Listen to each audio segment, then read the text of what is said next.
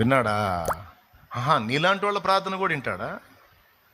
పెద్ద తేడాగా నువ్వు పెద్ద తేడాగా. నీలాంటి అపవిత్రమైన క్రియలు చేసేవాళ్ళు, అపవిత్రమైన పనులు చేసేవాళ్ళు, అపవిత్రమైన ఆలోచనలు చేసేవాళ్ళు, నీలాంటి పనికిమాలిన వాళ్ళ ప్రార్థన కూడా వింటాడా? యోహాను సువార్తలో ఏమి రాసింది? పాపుల మనవి ఆయన ఆలకింపడని రాసింది. నీ మనవి ఎట్లా వింటాడు? నేను పాపినని నీకెవడు చెప్పాడు రా లూసి? యేసు రక్తము చేత కడగబడిన దినమందు నేను పరిశుద్ధుడును, పరిశుద్ధురాలిని. ఏమైనా లోపాలు దోషాలు ఉంటే అవి నాకు, నా తండ్రికి సంబంధించినవి. నేను ఒప్పుకున్నాను. నా తండ్రి రక్తముతో కడిగి వేశాడు. తనువు బలిపేట్టెను మాయన్న, తప్పుల్ విడగొట్టెను మా తండ్రి.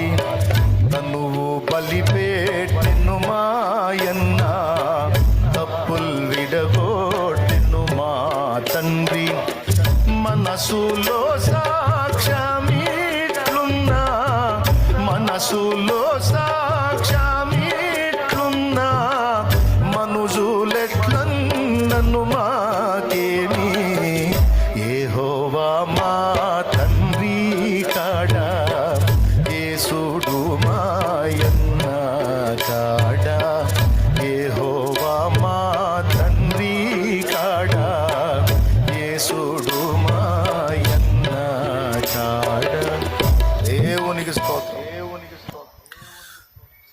తనువు బలి పెట్టాడు మా అన్న. ఆ బలిని ఆధారం చేసుకొని మా తప్పులన్నీ విడగొట్టాడు మా అయ్య, మా తండ్రి, మా పరలోక తండ్రి, మా మంచి నాన్న. అసలు అర్థమైంది ఆ పాట? తనువు బలిపేట్టెను మాయన్న. ఎవరన్నా? ఏసన్నా. తప్పుల్ విడగొట్టెను మా తండ్రి. మనసులో మా సాక్ష్యం ఇదిరా లూసి. నువ్వెవడరా చెప్పడానికి? నువ్వు పనికిరావు, నీ ప్రార్థన వినడు, నీ ప్రార్థన వినడని నీకు చెప్పాడా ఫోన్ చేసి?